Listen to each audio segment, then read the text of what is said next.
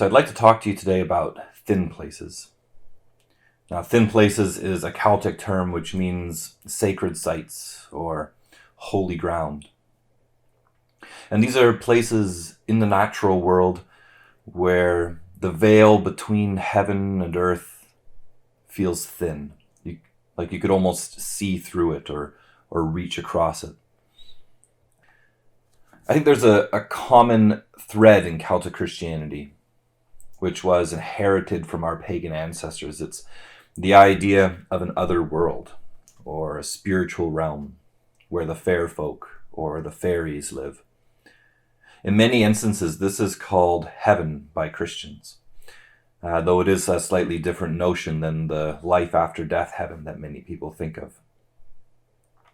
I think it's more akin to the kingdom of God, which Jesus describes in Luke 17, when he says, once, on being asked by the Pharisees when the kingdom of God would come, Jesus replied, "The coming of the kingdom of God is not something that can be observed, nor will people say, here it is or there it is, because the kingdom of God is within you."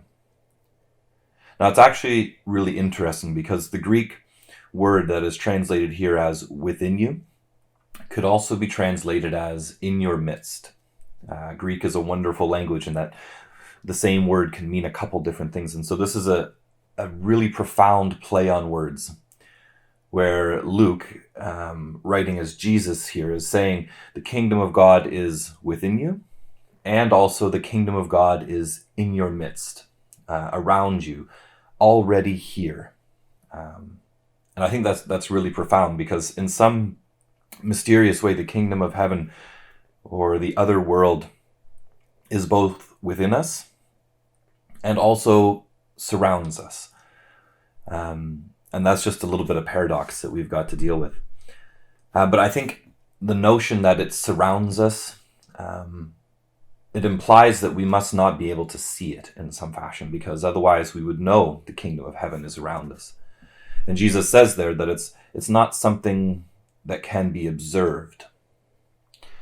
You can't say here it is or there it is, because it is both within you and around you. It's elusive. And I think that in the Celtic mind, the reason that the other world or the kingdom of heaven is so elusive is that humanity has a darkness of the inner eyes. And this is something that we touch on several times throughout this course. The darkness of the inner eyes. And this comes from the sin of Adam, or the curse of Adam. And we're going to unpack that more, and we're going to look at how the Celts understood that and how we can really grasp that in a more meaningful way than simply you're a bad person because Adam ate an apple, which is a terrible way that it's been taught for far too long. But I want to read to you a little passage from the Yellow Book of Lacan. And this is a book, a story of the wooing of Etain, which is a story of one of the fairies, one of the gods, trying to seduce and woo a human woman to marry him. And this is a really interesting book because it was written in Ireland, and so it's telling the old stories, but it's doing so from a late medieval perspective, and it's being written by Christian monks who have been Christian for a very long time. And so while they retain these stories, and thank God they decide to write them down for us so that we know the ancient stories of the Celtic world before Christianity came, they also interpret them very much through their Celtic lens. And this book was written down around the same time that The Cloud of Unknowing was written, which is one of the reasons I say it's not so unlikely that The Cloud of Unknowing has Celtic influences, because this is just across the channel between England and Ireland. It's right there. And anyway, in this story, the fairy says this to the woman. He says, "The other world is a wonderful land that I will describe, where youth does not precede age. There are warm, sweet streams throughout the land, your choice of mead and wine, a distinguished people without blemish, conceived without sin or crime. We see everywhere and no one sees us. The darkness of Adam's sin prevents our being discerned. And so this little passage here, it shows that the notion of Adam's sin preventing humanity from seeing those who live in the kingdom of heaven, the spiritual realm. Today we would call them probably angels rather than fairies, but I would argue that that's sort of a, just a difference in terms. That there are spiritual beings which live around us, and we can't see them because of our human nature, because of the way that we have not yet integrated the knowledge of good and evil into our beings in a full and holistic way. And so this notion is an essential part of the Celtic understanding. From pre-Christian times right up until at very least the late Middle Ages, and it's still talked about by the Celtic peoples today. So therefore, a thin place is one where the inner world and the outer world connect in some fashion. The veil which separates them is thin. The spiritual world is both within and all around us. It is physically nowhere, which means it is spiritually everywhere. And that's a concept we delve into more with the Cloud of Unknowing and Eriugena. And so what it is that makes a place sacred, I'll admit, I don't really know. But every ancient culture speaks of holy ground. And the Bible and the ancient Celts certainly agree on this. For instance, when Moses finds the burning bush, God tells him that he is standing on sacred ground and should remove his shoes. The Bible, and especially the Old Testament, is full of ideas of sacred ground, of Mount Zion and Mount Horeb, these sacred mountains where holy men go to pray and receive visions of God. We're reminded of Moses receiving the 10 Commandments on the mountaintop with a cloud coming, which is often thought of as the cloud of unknowing by contemplative teachers. And that cloud of unknowing comes and blocks everything and obscures everything. And then Moses receives the divine will from God and understands God's will for him and for his people at that place and time. You can also think of Elijah, who went up to a mountaintop.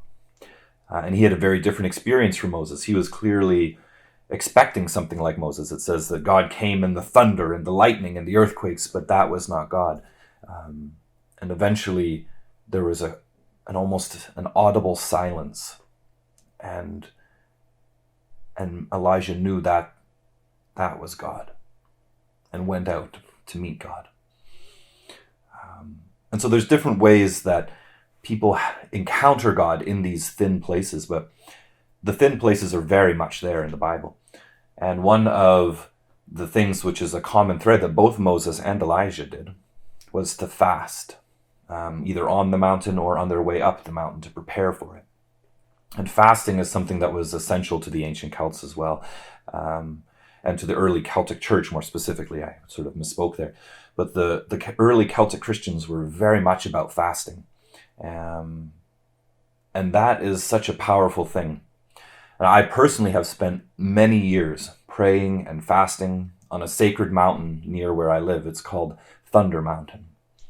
And while I do believe that every place is sacred and that the spiritual world lies primarily within, I also know, just purely as experiential truth, that there are physical places where the veil is thin, where the kingdom of God within seems to be drawn into the mystery of the outer world.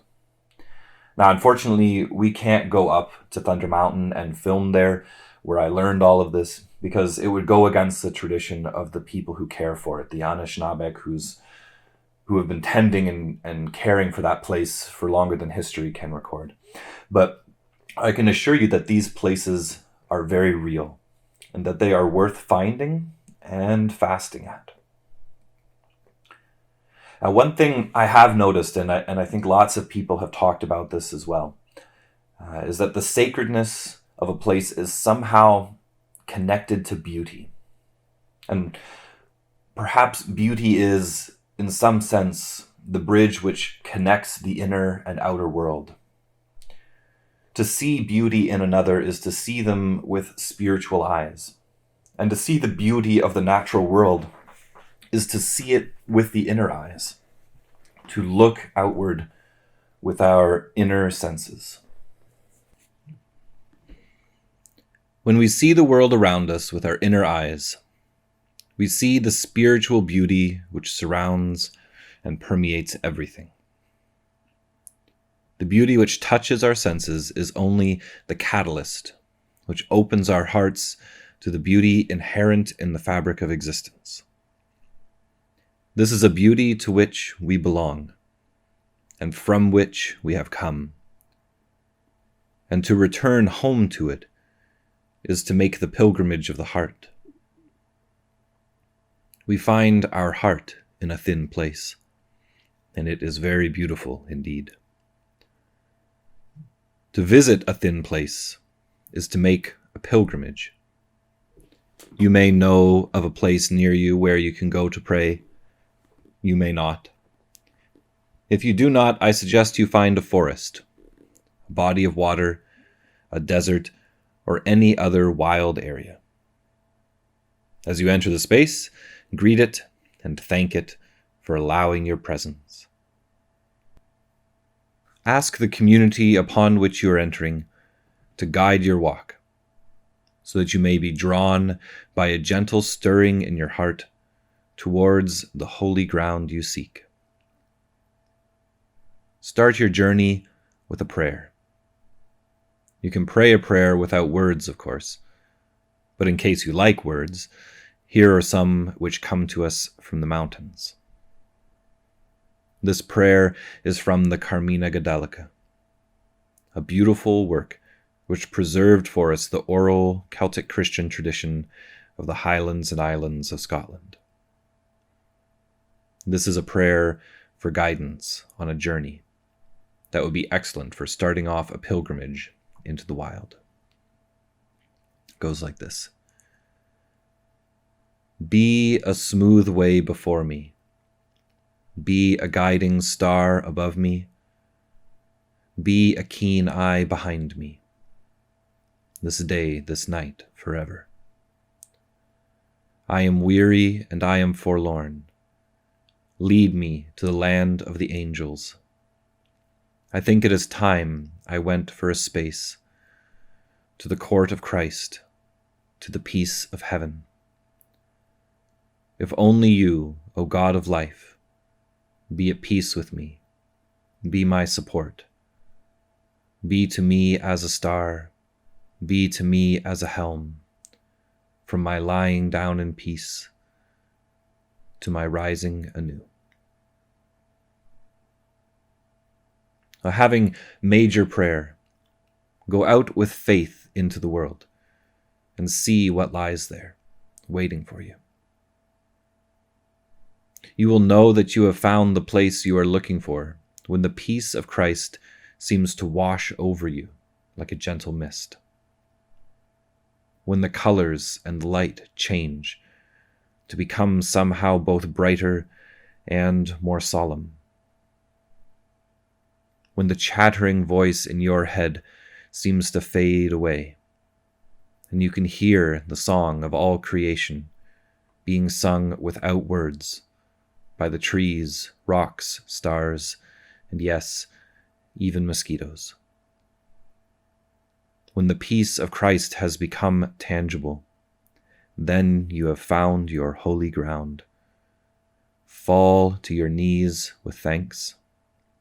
Sing a song or hymn to honor where you are, and allow your spirit to flow across the veil and into heaven.